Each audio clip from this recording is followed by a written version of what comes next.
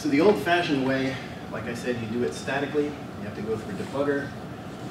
So we had a case recently where we were looking at a poison ivy variant, and poison ivy is what's known as a remote access Trojan, or RAT. Essentially what it does is it allows the malware author to completely control the machine. For those of you who are familiar with terminal services or VNC or PC Anywhere, essentially you can use another machine from a remote location and control it as if you're sitting there. Poison ivy allows malware author to do the same thing. So the indicators of compromise for this particular file were smss.exe. It was an executable that was created on the system. It wrote to the svc host the .exe process so that it could survive reboot. It's actually writing to the process in memory.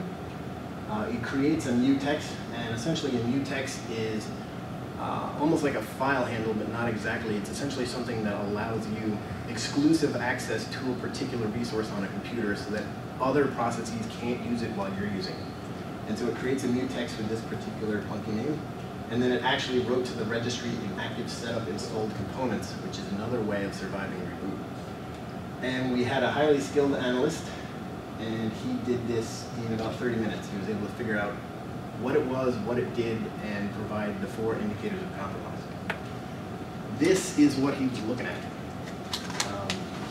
It's a little difficult to see here on the screen, but essentially in the upper left-hand corner you have your machine code, assembly language type stuff.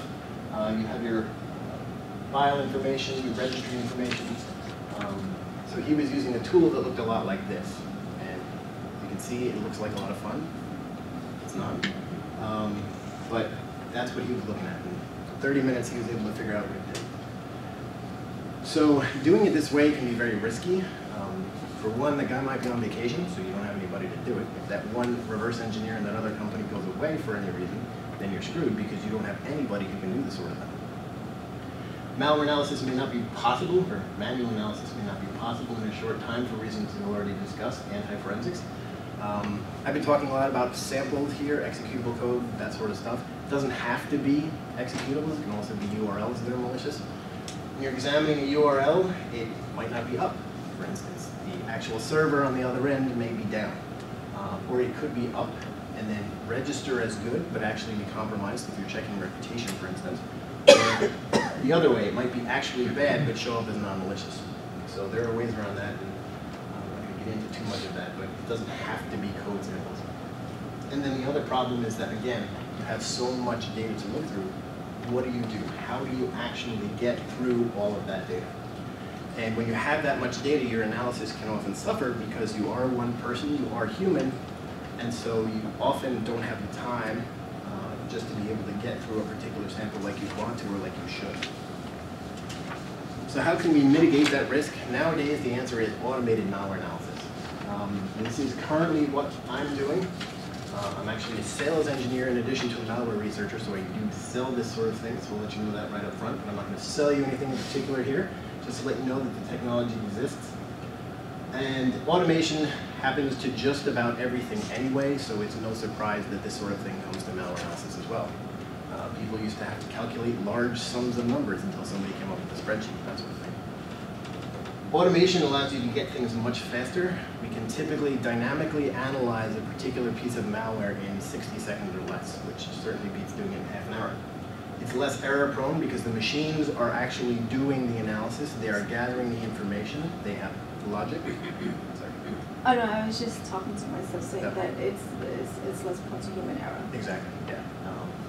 The machines have the logic as to what to look for, what to record. They will record everything, obviously, because they're machines, they can do that. And then typically logic exists within the program itself to actually show you what is most important. It's scalable, so if you have 500,000 machines on your network and you get 100, 200, 300 samples a day, obviously you're multiplying that by 60 seconds now instead of half an hour. We actually have an internal record of 90,000 samples in a day, which is quite impressive. But I think it was pretty much a one-time thing. The average is usually around 50. You get clear results from the machines most of the time. You'll get consistent results too, which you can actually cross-check. So if you have a person who can do a static analysis and you have a machine doing it, then you compare the two to make sure that the machine isn't missing anything. And then additionally, you can get things that you wouldn't otherwise get from a human, unless the person is really creative or has a whole lot of time on their hands. Things like graphs, which we'll see in just a second, and then the results are typically more accurate as well, especially over time. This is an example of the things that you would get out of a machine that you wouldn't necessarily get out of a human when doing malware analysis. I don't want to disparage any humans who may do this sort of thing in their reports, but I can assure you that they are few and far between. So if we look at the upper left-hand corner, we see an example where the processing time is less than 60 seconds. This is again that same remote access Trojan Poison Ivy. And here we have an example of the various events that the particular malware did in the virtual machine in 60 seconds, broken down by percentages, which can be very handy if you're trying to figure out what it is a particular sample does. And then on the left-hand side, this is a little bit difficult to see, but we do have an actual graph of the number of events that the malware is performing as compared to time measured in processor cycles. So even just looking at that, without knowing what this particular sample does, I can tell you that when it's not firewalled, all it's doing is sending out data.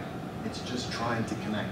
That's what these little purple dots represent. They represent IP send commands, where it's trying to communicate home saying, hey, I'm on this machine, tell me what to do next. So that's the sort of thing that you can get